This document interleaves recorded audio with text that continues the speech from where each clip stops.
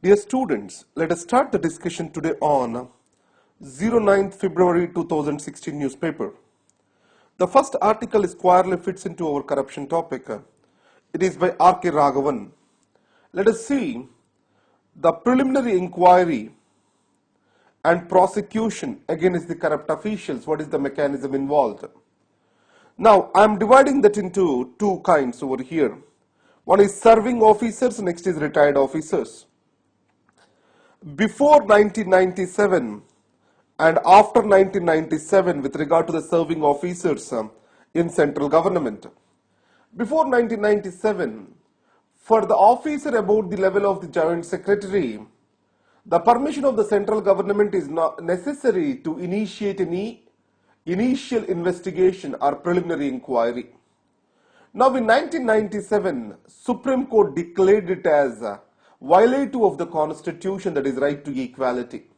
Now the existing situation is this: any officer in the central government, against him, any preliminary inquiry has to be started. No permissions are necessary.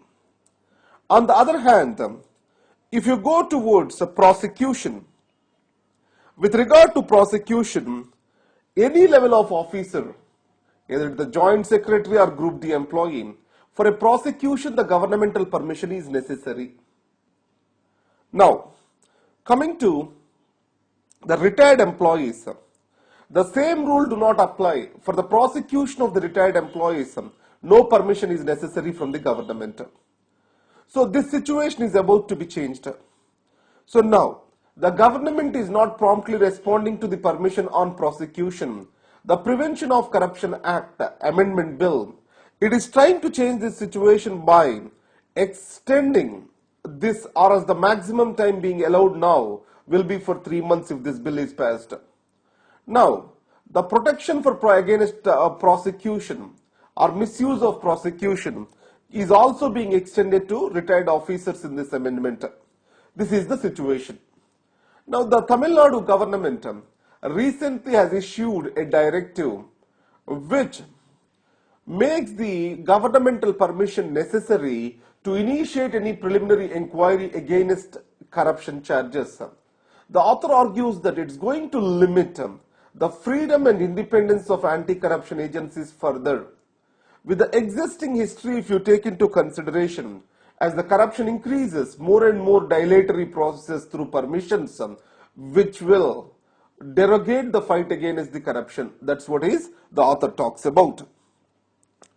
Coming to cosmopolitan cities and cosmopolitanism in India, you know that recently the Tanzanian women, they are attacked in Bengaluru. And added to that, Australian couple were also attacked in Bengaluru by Hindu fringe elements. So in this context, our cities are really cosmopolitan. So if you talk the cosmopolitan, it means there has to be cultural pluralism and assimilation of different cultures and making the cities livable for people who are different, etc. If you take Bengaluru, when the fear factor has ridden over the northeastern Indians, or the attacks over the Tamilians, attacks on Muslims, all these shows that the tolerance is not very high in Bengaluru as expected. And the economic advantage of surviving an industry that spreads across the continents, that is information technology, it has artificially brought in this particular tolerance. So beyond this, I am more interested in one point, that is, Indian cities, they have communal antagonism, language nationalism, and we have sons of soil sentiments and employment opportunities for the locals, and all these things, they are going to make our cities less cosmopolitan. Ashish Nandi, he describes it as a culturally embedded entity. So a city is a cultural embedded entity. So in this context, if you want to make the cities really cosmopolitan, so we need to have something called as the tolerance for the different way of living and different kinds of people and their identities. Next, Siachen Glacier. Demilitarization of the Siachen Glacier. Now, the biggest enemy on the Siachen Glacier is not the opponent. That is not the Pakistan for India and India for Pakistan. It is the climate for both. Previously, there were talks against demilitarization and converting the Siachen Glacier into a peace park. Now, in this context, with the death of the soldiers due to an avalanche, the issue has come into light again, and it is the high time, the low-hanging fruit, which can be a win-win situation for both the countries if solved, has to be taken forward as a trust-building measure. It is good for both the countries. Coming to the terrorism. Now, we generally approach the terrorism from the ideological perspective. We see the growth of the terrorism is more rooted in ideological preferences of the terrorists. But carefully observe the people who are engaged in terrorism from Pakistan. These are the school dropouts, people who are ridden with poverty. So in this case, the author argues that poverty, earning of money, and a few misunderstandings about the religion, rather than having a strong ideological background, are the reasons for the growth of terrorism. And this is also sustaining this poverty, illiteracy. This is also sustaining the terror factory in Pakistan. Coming to the TRI. So the data services, the TRI has upheld the net neutrality. It means that the telecom operators cannot differentiate or bring in the price differentials on different services which they provide for. So either it is the data services related to web browsing or calling or some other purpose. So they have to be applied with equal speed and with regard to equal pricing in access to data. The Abu Dhabi Prince visit. Now if you see after the Prime Minister's UAE visit, the relations between UAE and India are strengthening.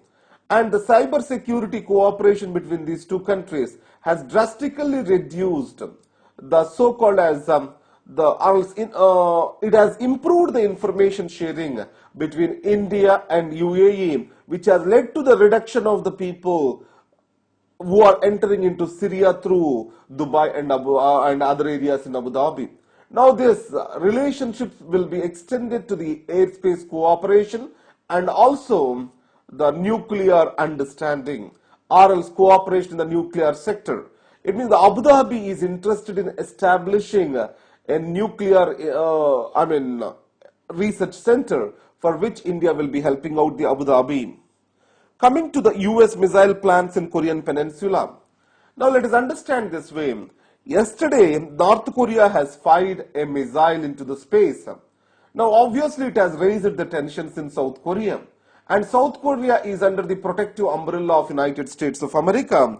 So in this case, the talks have started between United States and South Korea on THAAD air defense systems. So what this is, the high altitude area defense system, we call it as THAAD. So once these anti-missile defense batteries are deployed in South Korea, it is going to disturb the balance of power in the region.